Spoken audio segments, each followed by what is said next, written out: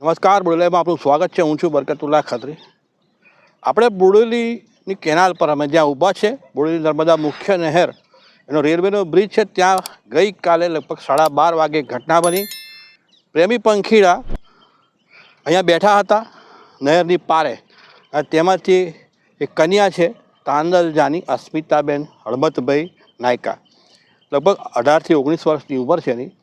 અને એ ગઈકાલે 12:30 વાગે અચાનક જ આ નહેરમાં એણે કૂદકો મારી દીધો અને એની શોધખોળ કરવામાં આવી. હજુ સુધી એનો પતો લાગ્યો નથી. બોડેલી પોલીસ સ્ટેશન પર આ અંગે ફરિયાદ પણ નોંધવામાં આવી છે. પ્રેમી પંખીડા જે અહીં બેઠા હતા એનો પ્રેમી છે વિશાલભાઈ ભારતભાઈ બારિયા બાંગાપુરાનો. તેણે બોડેલી પોલીસ મથકે જાણ કરી છે, ફરિયાદ કરી છે.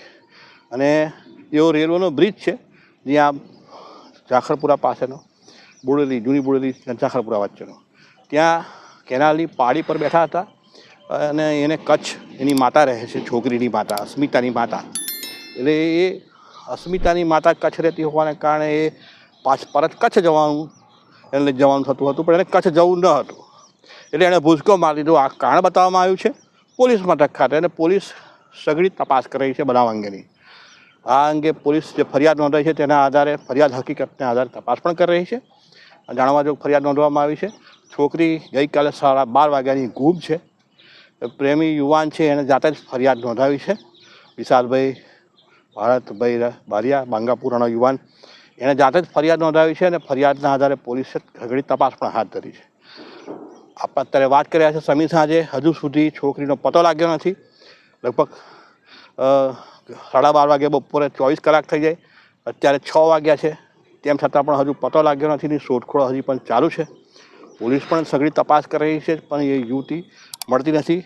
અને એને લીધે આ વિસ્તારમાં લોકો પણ ખૂબ જ હતપ્રભ છે. ગઈકાલની આ બનાવ બન્યો, અમે ત્યાં રૂબરૂ મુલાકાતે અહીં આવ્યા હતા, પણ જોકે તે વખતે અહીંયા કોઈ વિગત જાણવા મળી ન હતી.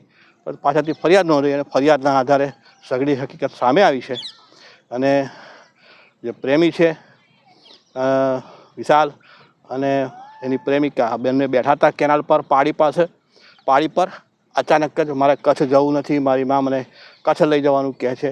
આ વાતનું ખોટું લાગી ગયું કે ગમે તે હોય, અને એણે કૂદકો મારી દીધો નહેરમાં. આ પ્રકારની ઘટનાને લીધે ચકચાર મચી ગઈ છે. પ્રેમી પંખીડાઓ આ રીતે બેઠા હોય અને અચાનક જ પ્રેમિકા કૂદકો મારે, એ કયા પ્રકારની વાત કહેવાય. એ પણ એક આશ્ચર્યજનક બીના બની છે બોડેલીની ભૂમિ પર. જો આપે બોડેલી યુટ્યુબ ચેનલ સબસ્ક્રાઈબ ન કરી હોય તો સબસ્ક્રાઈબ કરી બેલ આઇકન જરૂર દબાવશું.